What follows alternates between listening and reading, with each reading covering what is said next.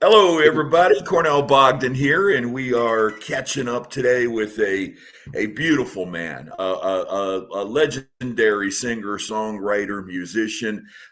It's so great to be catching up with AJ Croce. And AJ, welcome, man, and thanks Hey, for finding thank you some so time. much. You Thank you know, so much. I know you're a busy man right now.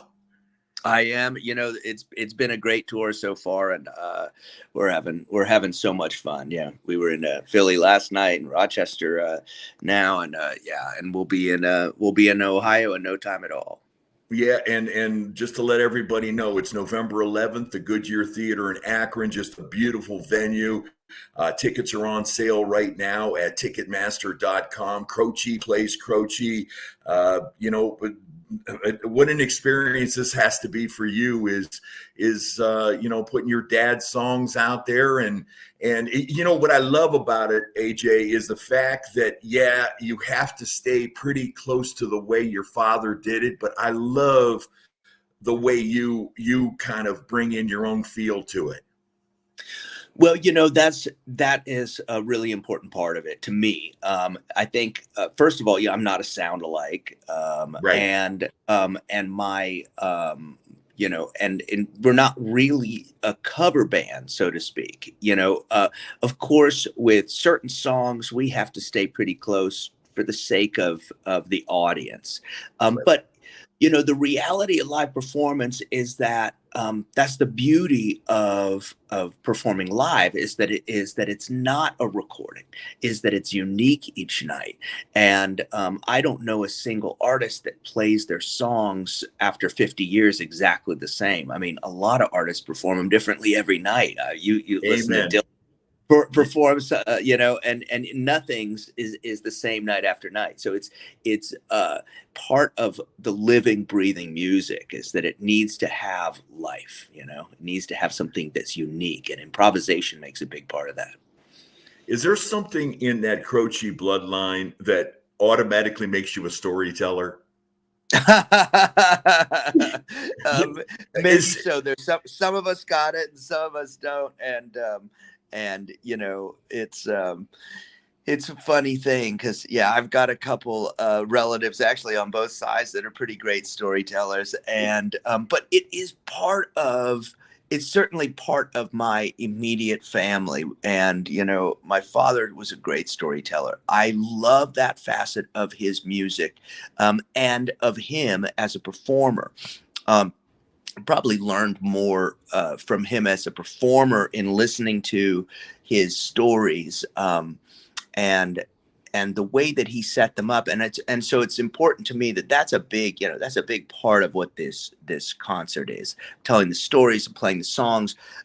It needs to feel alive, and I think people may come for some of the nostalgia, but what they leave with is this recognition that this is living music, that it's alive, and that there's a lot of energy in it, and it's joyful. It's really, really fun. it's very well put. Yeah, and one thing about your life, AJ, is I'm a blues fan. You're a blues fan. Mm. Um, if there's ever a actual definition of a person being a blues man, it is you. And folks, here's what I'm telling you. The man lost his father when he wasn't even 2 years old. He lost his sight when you were four. You Mhm. regained your sight in one eye a few years later. You lost a house to fire. You lost your wife to a terrible illness, and Mhm. here you could, most people would be in the fetal position, AJ. Yeah, Well, yeah, I and mean, and and, and perspective I, is really dude, if important. I was a head football coach, I would have you come in and talk to my team to get them psyched up every week because I really mean that, man. What God bless you. What you have done and what you have accomplished, man. Your dad has got to be so proud. All your relatives have got to be proud of you. Well, thank you, sir.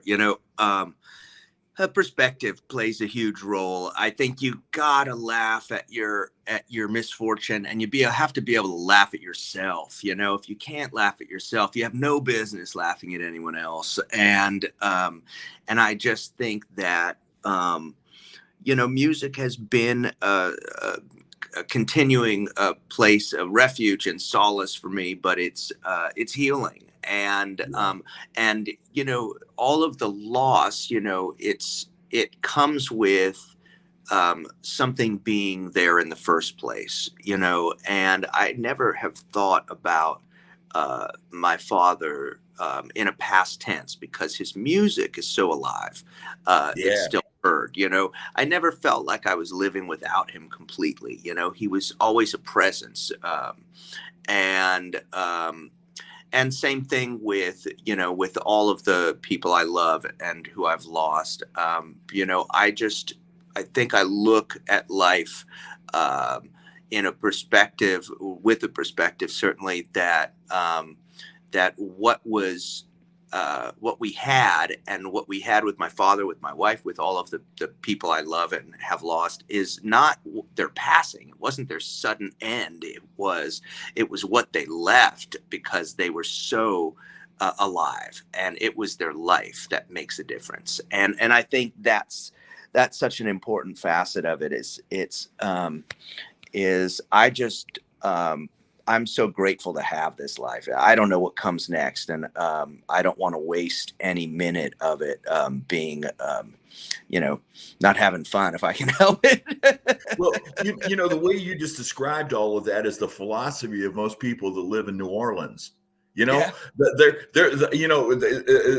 live on, man. There's a party that happens, and you got to keep moving it.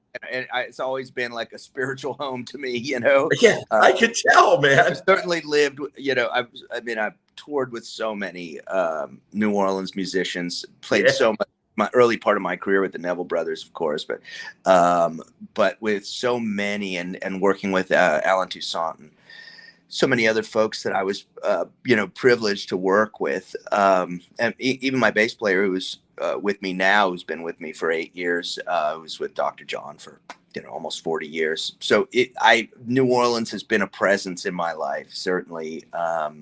And, I love it. It's like I said, it's a spiritual home. Well, I just want to give a major plug to everybody. AJ playing his dad's music is just incredible. But please, folks, check out AJ's music and the way you interpret songs and your own songwriting. Your stuff stands up to anybody's, AJ. And believe me when I tell you that, my friend, you are a gifted gentleman, and you should be proud about your catalog. Oh, well, thank you. And I am, mine is, it's constantly growing. We'll be going into the studio in January between tour legs. And so, I'm really looking forward to it. I think it's just special at the moment that I get to share my father's music and his legacy. And it's more than just him. It's a family legacy of music. That's a great way of putting it too. And AJ Croce, he will be November 11th at the Goodyear Theater in Akron. Tickets are on sale right now at Ticketmaster.com. I got one more question for you. When did you realize how famous your dad was? When did it first hit you? I'm sure you always had, playing with kids, they were saying, oh, your dad sings and all your dad's, all this kind of stuff. But when did it really, really hit you how good your father was? I don't know if it was about good.